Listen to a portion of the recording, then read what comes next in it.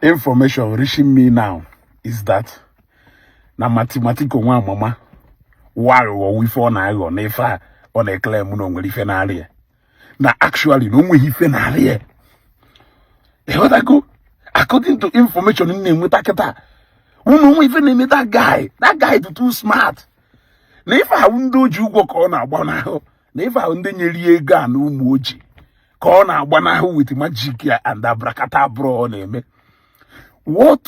How much time can you buy from this magic? Isho wolu wire eji $1 and 33 dochika ahụ niile. Isho wire ahụ ka ọ dị ka ebe melukon ka ebe adọrọ wire eji eme hidden light na POP. Ya wapụta ekposta wire. Ịghọtago isho ahụ self wolu shop Egwus electronics. Or kelafa ya na electrical pass na obosi. Isho wire chacha ahụ je kpọọ the highest electrician nọ n'obodo a nya bịa wuru waya kwuchikọcha ya ahụ o wuruzie waya kwuchikọcha ya ahụ doctor kwuruzie na nkọ ka start eji 3 bags of cement wee kpụ ifukwa ka doctors wee kwuru na nkọ happy and no na-emere onwe photoshoot and even na-ewe m iwe na tata ahụ Sunday erukwana ọ dọsịsịa na waya niile ahụ jegodo pịacha ngwa afịa dị na Port Harcourt ọ pịachakwa ngwa afịa dị na Port Harcourt 1 or 2 persons kpọkwa na phone efukwa ochiyakwa wolu waya dochika ahụ ya niile osi hodo no kata nwe waya nke do naked somewhere o choko ya osi no nwe heart problem ko ya wo gbolu heart problem we bubata ka ndị na-akpọ na phone we sị na aka ya hapụkwa ịda akpọ BP ma wo fifa hapụ me obi efe eluo ayi ma ife niile ha ayi ma anye ndelende mana nkara. Is it a coincidence that no one even made this young man? He was healthy and strong. A way poli, a way poje Abuja, Olu Abuja, we know how many days na Abuja. Body system, you way cause you complete in Kenya, no ya off social media, no ya online. Can do you go gare that way? Can then you gana gare that way? Kita can decode format here and connections so don't broadcast to Melu.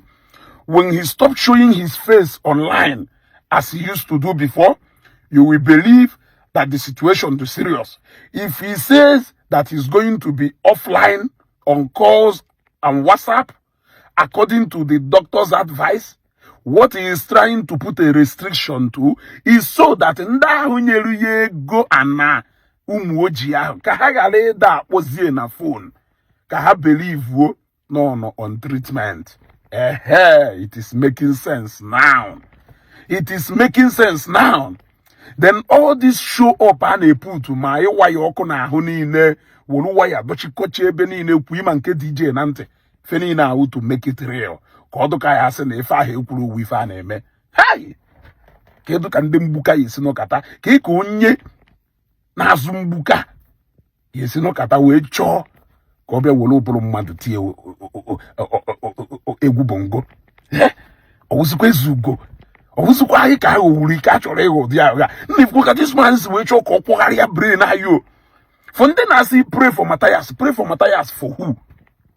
He should go and sort out with ndị ụmụ ojii ọwụ na ọjọọ he sort out with ndị ụmụ ojii nya gwa ndị nyere ego na the reality of what is going to happen.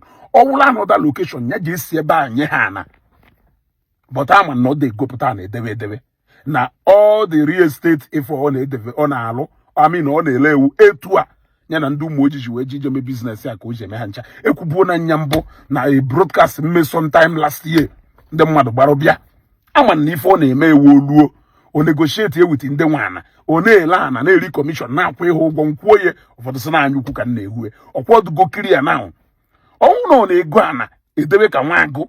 Imakwa no ne Emako properties gugogolu in different locations. Imone do na Asaba, imone do Nimo State, imone do na Mananambra, emako property kango. If he fails to do allocation on this one, he can allocate you on the other one. We pay you back. That is what it means when you say that somebody is a real estate giant. What I go now, a real estate guru. You have properties worth over a gone.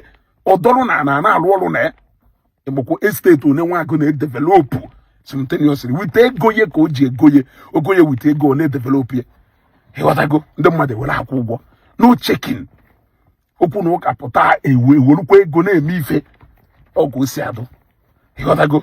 So now you know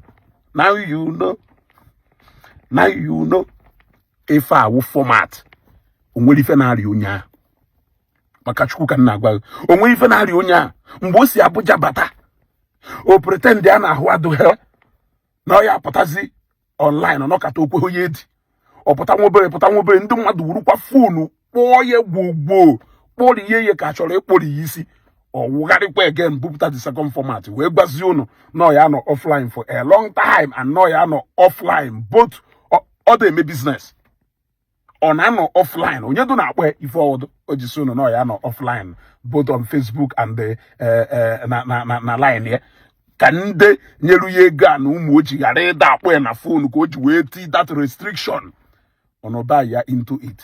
Anyway, my own we dey mepe na anya ịghọtago onwe format o na-eji bupụta anyị abịakwa gwa unu nna nekwe na ebe egwu a na-ada egwu nke akịta anyị afụgo ebe ọ na-ada ịghọtago ife awụ aghụghọ eji agbanahụ ndị eji ụgwọ ife awụ ụgwọ ka a na-agbanahụ ise format and anyị decode kwana nwanne. The matter on the ground is that you paid only 5 million, but you have collected over 100 million. Over 100 million are he collected. Ebe kodo onye ki inyeluye, since you did not give it to people since you did not give it to onye wana. Kelebe goni na odo. Use that money and pay back people. Hey, what I go? Ena to soga.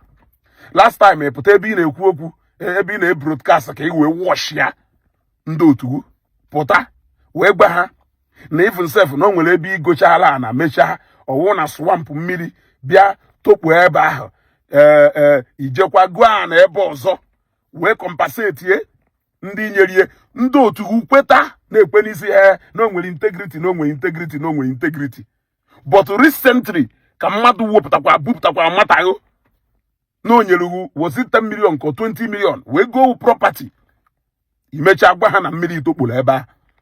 I thought according to what you said na ikwuru na ndị niile gola na ebe ahụ mmiri tokpuru n'ije gota property ebe ọzọ wee compensate ha wee allocate fa onwere onwe ebe egwula aja mgbele adụrụ business fly na-eme do full of risk, especially real estate business. Mana ọ na-ajọzi njọ na ịpụtazi iche na ọsọ because na ọ na-amenahụ onye. Real estate business is the most risky business mmadụ nwere ike ime. It is not a bed of roses because it's possible na ndị mmadụ nwere ike ịkwụ ụgwọ na okwu na ụka pụta na ya and ngụ ya ebuwe n'isi gị. Mana ifu onye omere onye ahụ buru ya na anụ nke ị nọrọ na-edebe ahụ na ngụ owo iweriri na-emere advert nke gị. Ị na-emeriri advert nke gị. Ichefuo na what goes around comes around. Mana in the case of ụmụ ojii, I'm talking about nke ebe swamp do. Ị ghọtago ife atọ na nke ahụ mere.